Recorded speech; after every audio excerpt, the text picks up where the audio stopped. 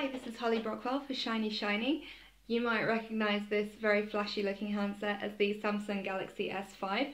This has been out for a little while now, about 5 months, but with the arrival of the Galaxy Alpha very imminent, we thought it would be worth taking a second look just to see if it still holds water as a high-end Android smartphone, and indeed it does.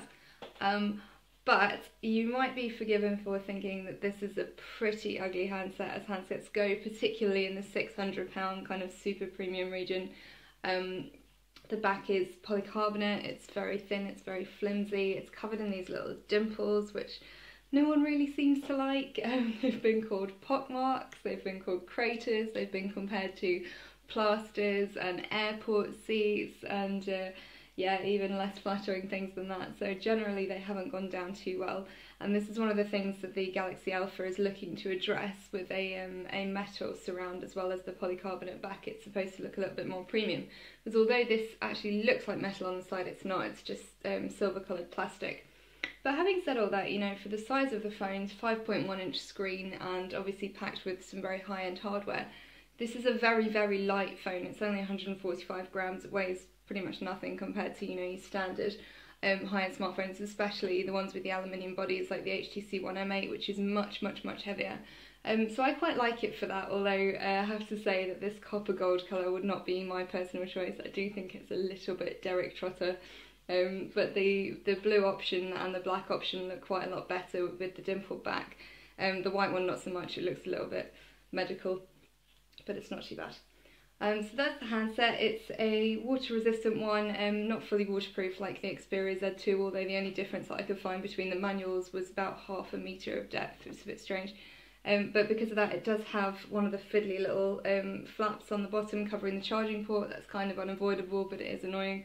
So if you're not somebody who's going to be submerging your phone much, or you're not too worried about dropping it in puddles, then you might want to look elsewhere if you don't like fiddly flaps, and I really don't like them at all. But having said that, I did get water poured on my head while I was holding this phone, and it performed absolutely brilliantly. I didn't bat an eyelid, thanks to my little brother, by the way, for pouring that on me. If you haven't had a Galaxy phone before, or maybe you haven't read the manual, there are some really interesting motion gestures that Samsung introduced with the S4. You'll find them in settings, so if you go into settings here and then scroll all the way down to motion, it is quite a long way, and then motion and gestures. There's one called Air Browse, which allows you to scroll up and down without touching the screen, just by kind of wafting your hand in front of the screen, which is quite fun. There's one called Mute and Pause, which allows you to pause sort of music and media and things by putting your hand over the phone or turning it over. And you can do a screenshot as well by kind of swiping your palm. This isn't contactless, you do have to touch the screen, but swiping your palm that way. There you go, just don't know if you saw that, but it took a screenshot just then. So that's quite cool, it's quite useful. Much easier way of taking a screenshot than going and trying to press those two buttons at the same time. I am hopeless at that, change the volume every single time. Anyway, so there's also a facility to call somebody who you're texting. So say I'm texting Batman here, and then I lift the phone to my ear, then it should know, hopefully, it should know that I'm trying to call Batman. There we go. So that's quite handy. You know, if you've texted Batman and you said, you know, Gotham needs you, and he's not texted you back, then you can call him quite easily. That's useful. I'll show you the Air Browse thing. So this is the stock internet app. It doesn't work with Chrome, but we'll try that anyways. So there's a little sensor up here, and basically what you want to do is kind of wave your hand in front of it. You have to do it. It's a little bit tricksy, but it does work. I can only really imagine people using this, you know, if they kind of had something on their hands that they didn't want to get on the screen. So maybe like if you had wet hands or something, or you're eating crisps or something, I don't know, and you don't want to get it on the screen, but it's kind of cool, you know. I guess you could show people that and say, you know, my phone does this, I bet your phone doesn't do that. Even if their phone does do it, they probably don't know that it does it, so I think you'll probably get away with that. And it's also usable for kind of changing the music on the stock music app and that sort of thing. You can use it to kind of scroll between tracks and that sort of thing. You can also use it on the stock gallery, which I'll show you.